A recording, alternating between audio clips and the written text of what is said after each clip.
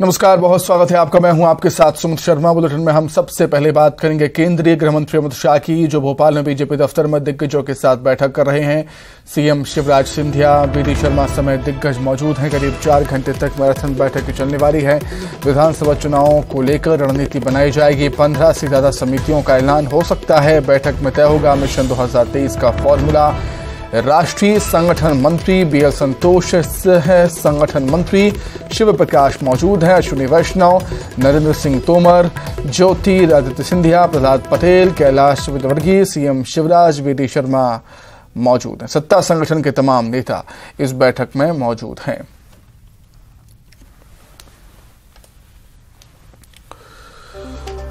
तो बीजेपी दफ्तर में अमित शाह की अध्यक्षता में एक महत्वपूर्ण बैठक लगातार जारी है। करीब 4 घंटे तक ये बैठक चलेगी। देर रात तक ये बैठक चलने की संभावना है। 2023 के विधानसभा चुनाव को लेकर रणनीतियां बनाई जा रही हैं। समितियों का ऐलान हो सकता है। समितियों पर मोहर लग सकती है। चुनाव के लिहाज से जो समितियां बीजेपी बना रही है और उन समितियों के अलग अलग नेताओं को जिम्मेदारी भी सौंपी जा सकती है। सिंधिया, वीरेंद्र कुमार खटीक, प्रहलाद सिंह पटेल, उमा भारती, दिग्गज मध्य प्रदेश बीजेपी के दिग्गज नेताओं को जिम्मेदारियां सौंप सकता है आलाकमान आने वाले विधानसभा चुनाव के मद्देनजर।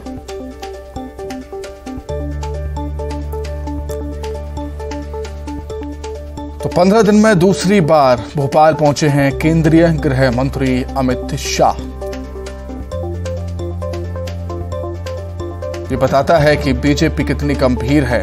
मध्य प्रदेश विधानसभा चुनाव को लेकर कोई भी चूक, कोई भी रिस्क नहीं देना चाहती बीजेपी आने वाले विधानसभा चुनाव को देखते हुए।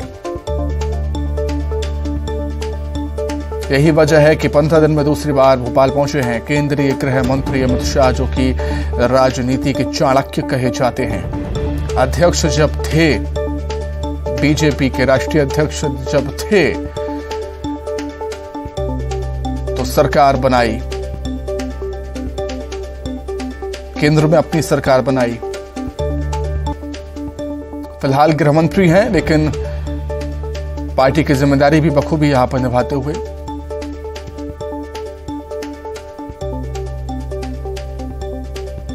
चुनावी मैनेजमेंट में माहिर कहे जाते हैं, राजनीति के चाणक्य कहे जाते हैं। किसको क्या जिम्मेदारियां सौंपनी हैं, क्या फॉर्मूले हो सकते हैं, इन तमाम चीजों के माहिर हैं केंद्रीय गृह मंत्री अमित शाह।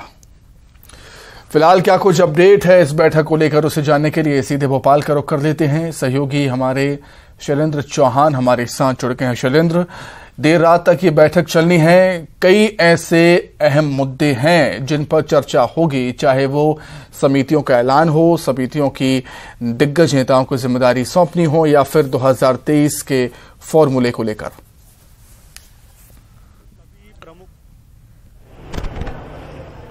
देखिए, केंद्रीय गृह मंत्री अमित शाह ने पहुंचने के बाद सबसे पहले तो यहां पर भाजपा कार्यालय में उन्होंने भोजन किया। सभी पदाधिकारियों के साथ बैठकर करीब उन्होंने भोजन किया। उसके बाद 8:30 बजे से बैठक शुरू हुई। उसके बाद से बैठक लगातार जारी है। करीब 2 घंटे से बंद कमरे में मंथन हो रहा है।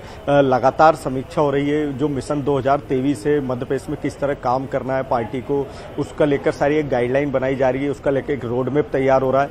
सबसे महत्वपूर्ण बात है कि शाह इस बार आए हैं तो शाह एक ऐसा फीडबैक भी लेकर आए हैं जो केंद्र ने प्रदेश स्तर पर करवाया है, जिसको लेकर उन्होंने प्रदेश में किस तरह की बीजेपी का माहौल है। तो ये बताया जा रहा है कि शाह ने अपनी तरफ से, केंद्र की तरफ से दिल्ली की टीम ने एक अलग से सर्वे किया था। उस सर्वे के आधार पर एक रिपोर्ट तैयार हुई है। उस रिपोर्ट को भी इस बैठक में रखा जा रहा है और ये बताया जा रहा है कि किस जगह पर भाजपा को काम करना है और किस जगह पर ज्यादा मेहनत करनी होगी। तो बाकायदा जो मध्य प्रदेश में 6 अलग अलग अंचल हैं, जिसमें कि खासकर मालवा निमाड़, जहां सबसे ज्यादा 66 सीट आती है, बुंदेलखंड, विंध्य, महाकौशल, ये सभी जगह की एक अलग अलग रीजन की पहली बार समीक्षा हो रही है। और शाह करीब यहां पर अभी 2-3 घंटे और रुक सकते हैं। तो बताया जा रहा है कि ये जो रीजन की जो समीक्षा है, इसके हिसाब से भाजपा अपने अलग अलग एजेंडे पर काम करेगी कि हमें किस रीजन में कितनी ज्यादा मेहनत करना है, किस प्रदेश की टॉप टॉप लीडर को किस जगह पर जाकर काम करना है। तो एक बड़ा रोड मैप खींचा जा रहा है मिशन 2023 को लेकर और लगातार बैठकें जारी है और यहाँ पर चुनिंदा 17 पदाधिकारी ही मौजूद हैं जो कि केंद्र और मध्य प्रदेश की टॉप लीडरशिप है। तो आज पूरा एक रोड मैप बन रहा है। सबसे बड़ी महत्वपूर्ण बात है कि जो समितियां बननी है उनकी जिम्मेदारी दी जाएगी कि किस नेता को किस समिति का किस तरह काम लेना है, उसे ग्राउंड लेवल पर कैसे संपर्क करना है। इसके अलावा जो गाइडलाइन बनाई जा रही है कि विजय संकल्प अभियान है तो उस विजय संकल्प अभियान के तहत एक विजय संकल्प यात्रा निकाली जाना है। तो विजय संकल्प यात्रा का एक रूट तय हो जाएगा कि वो कहां से निकलेगी। ऐसा माना जा रहा है कि सितंबर से विजय संकल्प यात्रा भाजपा शुरू करेगी। तो कहीं ये माना जा रहा है कि ये जो पैटर्न है यूपी और गुजरात का जो फार्मूला था, भाजपा उसी पैटर्न पर मध्य प्रदेश में चुनाव की तैयारी कर रही है, जिसमें ज्यादा से ज्यादा चुनाव जब नजदीक आता जाए तो धुआंधार कैंपेन होंगे। मध्य प्रदेश में सारे वीवीआईपी नेता रोड शो करेंगे। चुनाव प्रचार इस तरह किया जाएगा कि पूरी एक आक्रामक कैंपेन के साथ भाजपा विकास और के एजेंडे को लेकर जाएगी और विजय संकल्प यात्रा का आज एक रूट तय हो रहा है।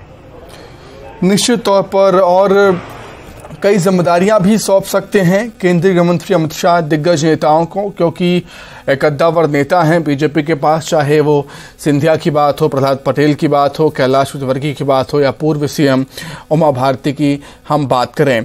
इन सब मुद्दों पर चर्चा तो होगी ही। शैलेंद्र, क्या टिकट वितरण का फॉर्मूला भी आज बन जाएगा, उस पर भी चर्चा हो जाएगी? देखिए, एक बात साफ है कि चुनाव तो अभी दूर है। अभी चुनाव करीब नवंबर में होना है, तो अभी चुनाव को लेकर समय है। तो टिकट वितरण का पैमाना अभी जल्दबाजी होगी। पर यह बात साफ है कि आज जिस तरह से पीएम नरेंद्र मोदी कुछ दिन पहले कहकर गए थे कि परिवारवाद को लेकर वो बड़े आक्रामक थे, आज वो ही जो आज प्रदेश अध्यक्ष वीडी शर्मा उसी लाइन को आगे बढ़ाते हुए देखे गए कि ये कांग्रेस में चलता होगा परिवारवाद, भाजपा में कोई परिवारवाद नहीं होगा, यहाँ पर किसी भी परिवार जनों को परिजनों को टिकट नहीं दिए जाए। तो निश्चित ही अमित शाह आज हो सकता है ये बात आज कर जाएं कि अगर कोई नेता इस तरह की दावेदारी, क्योंकि पिछले कुछ दिनों से मध्य प्रदेश के कुछ सीनियर नेता ये बात बार बार बोल रहे हैं या उनके स्पीच सामने आ रहे हैं या वो बयान दे रहे हैं कि परिवारवाद, अगर कोई बेटा योग्य है तो उसको टिकट दिया जाना चाहिए। तो निश्चित ही परिवारवाद को लेकर एक सख्त गाइडलाइन पर भी बात हो सकती है कि नेताओं को इस तरह के बयानों से बचना होगा, क्योंकि केंद्र की गाइडलाइन में स्पष्ट है, एजेंडे में वो साफ है कि परिवारवाद को लेकर एक लकीर खींची जा चुकी है। बिल्कुल, निश्चित तौर पर हम देख सकते हैं कि जो परिवारवाद की बातें होती हैं, हालांकि दिग्गज नेता अपनी बात रख देते हैं लेकिन पार्टी की गाइडलाइन कुछ और है। बहुत धन्यवाद शैलेंद्र जोड़ने के लिए। आगे बढ़ते हैं। प्रधानमंत्री मोदी ने दिल्ली के प्रगति मैदान में कन्वेंशन सेंटर का उद्घाटन किया। प्रगति मैदान के इस कन्वेंशन सेंटर का नाम भारत मंडपम रखा गया है। इसके उद्घाटन के दौरान पीएम मोदी ने देशवासियों को गारंटी दी है कि मोदी सरकार के तीसरे टर्म यानी कि 2024 लोकसभा चुनाव में वो भारत को विश्व की तीसरी टॉप इकोनॉमी मतलब अर्थव्यवस्था बनाकर रहेंगे। इस गारंटी के साथ ही पीएम मोदी ने 2024 के लोकसभा चुनाव में जीत का दावा भी ठोक दिया और इस दौरान पीएम मोदी ने विपक्ष पर जमकर निशाना भी साधा। कहा कि इस निर्माण को रोकने के लिए नकारात्मक सोच वालों ने क्या कुछ नहीं किया, खूब तूफान मचाया, अदालतों के चक्कर काटे, लेकिन जहां सत्य होता है वहां ईश्वर भी होता है। अब ये सुंदर परिसर आपकी आंखों के सामने है।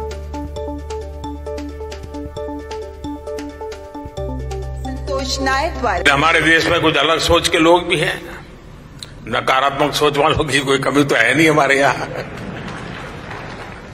इस निर्माण को रोकने के लिए भी नकारात्मक सोच वालों ने क्या क्या कोशिशें नहीं की। खूब तूफान मचाया गया, अदालतों के चक्कर काटे गए, लेकिन जहां सत्य होता है वहां ईश्वर भी होता है।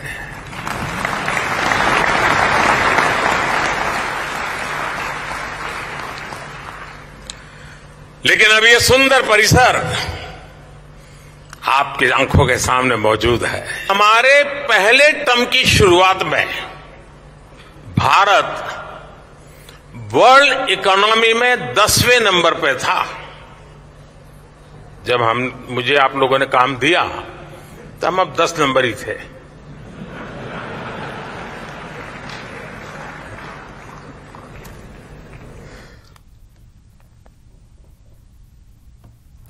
चलिए अब आपको दिखाते हैं भारत मंडपम की खासियत क्या है।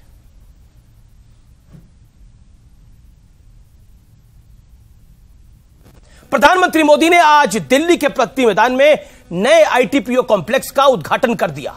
123 एकड़ में फैले इस पूरे परिसर की भव्यता दुनिया में अपना डंका बजाने के लिए तैयार है, क्योंकि यही वो कॉम्प्लेक्स है जहां सितंबर में G20 सम्मेलन के दौरान सभी राष्ट्र अध्यक्षों की बैठक होनी है। यानी G20 के प्रतिनिधि देश जब आईटीपीओ कॉम्प्लेक्स को देखेंगे तो उन्हें तेजी से उभरते भारत को और भारत की बढ़ती ताकत का अंदाजा दिखेगा, यानी हमारे देश की बढ़ती ताकत का अंदाजा देखने को मिलेगा। क्योंकि आईटीपीओ कॉम्प्लेक्स दुनिया के टॉप 10 कन्वेंशन कॉम्प्लेक्स में शामिल हो चुका है। यह सिडनी के ओपेरा हाउस से भी बड़ा है। ओपेरा हाउस में 5500 लोगों के बैठने की क्षमता है, जबकि आईटीपीओ कन्वेंशन सेंटर में के लेवल 3 में 7000 लोगों के बैठने की क्षमता है। इसके एमपी थिएटर में 3000 लोगों के बैठने की सुविधा है। इसमें 5G इंटरनेट और 10G इंट्रानेट कनेक्टिविटी की भी सुविधा है। यहां 5500 से ज्यादा गाड़ियों की पार्किंग की सुविधा भी है। तीसरे टर्म में दुनिया की पहली 3 इकोनॉमीज में एक नाम भारत का होगा। थर्ड टर्म टॉप 3 इकोनॉमी पर पहुंच के रहेगा भारत, और ये मोदी की गारंटी है। प्रधानमंत्री नरेंद्र मोदी ने आज सुबह इस कॉम्प्लेक्स में विधि विधान के साथ हवन और पूजन किया और श्रमिकों का सम्मान भी किया।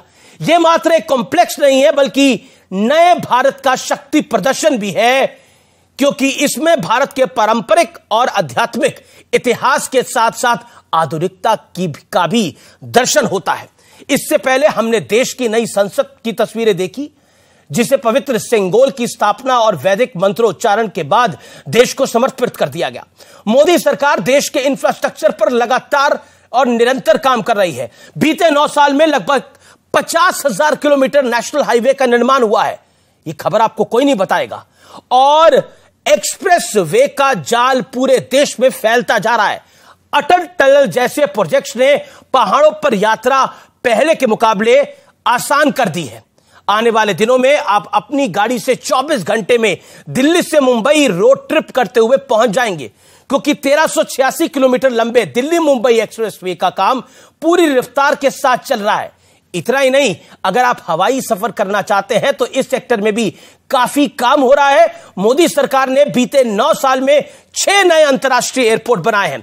कई एयरपोर्ट्स का काम अभी भी चल रहा है। देश को आधुनिक बनाने के साथ साथ पौराणिक मान्यताओं वाले डेस्टिनेशंस पे भी अब पहले से ज्यादा चमक दिखाई देती है। बाबा विश्वनाथ का कॉरिडोर देख लीजिए। सावन का वक्त चल रहा है। अयोध्या में मर्यादा पुरुषोत्तम श्री राम का मंदिर बन रहा है। उज्जैन में महाकाल का भव्य कॉरिडोर तैयार हो रहा है, उसके राउंड 2 का काम चल रहा है। केदारनाथ धाम में पुनर्निर्माण का काम अंतिम दौर में पहुंच चुका है। बढ़ते भारत की गौरव गाथा की लिस्ट बहुत लंबी है।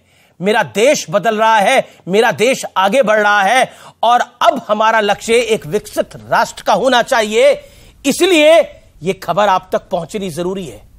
140 करोड़ भारतीय मिलकर इस काम को भी अंजाम दे ही देंगे, यह मुझे पूरा विश्वास है। तो फिलहाल आज के एडिशन में इतना ही। उम्मीद है आज का कार्यक्रम आपको पसंद आया होगा। शुभ रात्रि, नमस्कार, जय हिंद। चलिए आगे बढ़ते हैं। भोपाल से बड़ी खबर, उद्यमिता विकास केंद्र की कार्यकारी निदेशक पर कार्रवाई हुई। अनुराधा सिंघई के खिलाफ एमपी नगर थाने में धोखाधड़ी का केस दर्ज हुआ है। अनुराधा की नियुक्ति को लेकर पुलिस ने दर्ज किया था केस। धोखाधड़ी समेत अन्य धाराओं में दर्ज किया था केस। सीडमैप में ये दूसरे ईडी हैं जिनके खिलाफ पुलिस कार्रवाई हुई। पूर्व में जितेंद्र तिवारी के खिलाफ भी एक्शन हो चुका है।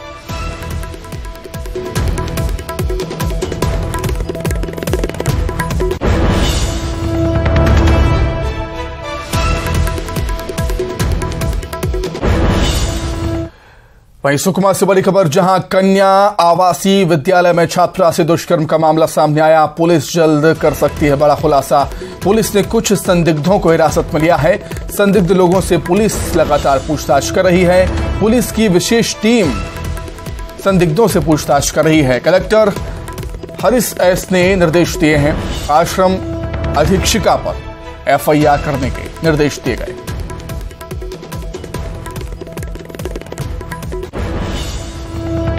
सुकमा से बड़ी खबर, कन्या आवासीय विद्यालय में छात्रा से दुष्कर्म के मामले में पुलिस जल्द ही बड़ा खुलासा करेगी।